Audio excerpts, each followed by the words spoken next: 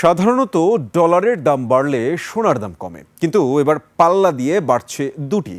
যুক্তরাষ্ট্রের কেন্দ্রীয় bank federal reserve নীতি সুদহার কমানোর সিদ্ধান্ত আপাতত ঝুলিয়ে রাখায় বিশ্ববাজারে ডলার এখন আরও শক্তিশালী।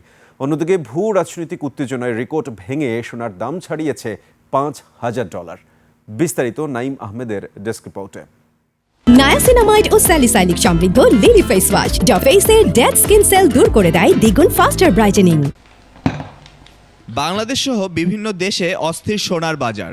ইতিহাসে প্রথমবারের মতো আউন্স প্রতি সোনার দাম ছাড়িয়েছে $5,000। তবে গত 2-3 দিনে ডলারের মান শক্তিশালী হওয়ায় সোনার দাম কিছুটা কমে বর্তমানে $4,980 থেকে $4,995 আশেপাশে অবস্থান করছে।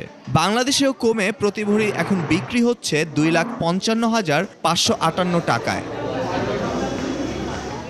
এই অবস্থায় নীতি সুদহার কমানো নিয়ে এখনই কোনো সিদ্ধান্তে পৌঁছাতে পারছে না যুক্তরাষ্ট্রের কেন্দ্রীয় ব্যাংক ফেডারেল রিজার্ভ।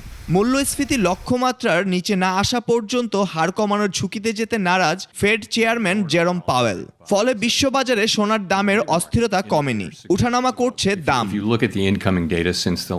বৃহস্পতিবার ইউরো ও ইয়েনের বিপরীতে শক্ত অবস্থানে মার্কিন মুদ্রা। প্রতি ইউরোর বিপরীতে $1.18 নিচে লেনদেন হচ্ছে। মার্কিন অর্থনীতির শক্তিশালী অবস্থান এবং বন্ডের সুদহার বৃদ্ধি বিনিয়োগকারীদের আগ্রহী করছে ডলারে। তবে ডলার শক্তিশালী হলে সাধারণত সোনার দর কমলেও এবার চিত্র ভিন্ন। মধ্যপ্রাচ্যে মার্কিন সামরিক উপস্থিতি এবং ইরান যুক্তরাষ্ট্র উত্তেজনার আশঙ্কায় বিনিয়োগকারীরা সোনাকে মনে করছেন নিরাপদ আশ্রয়।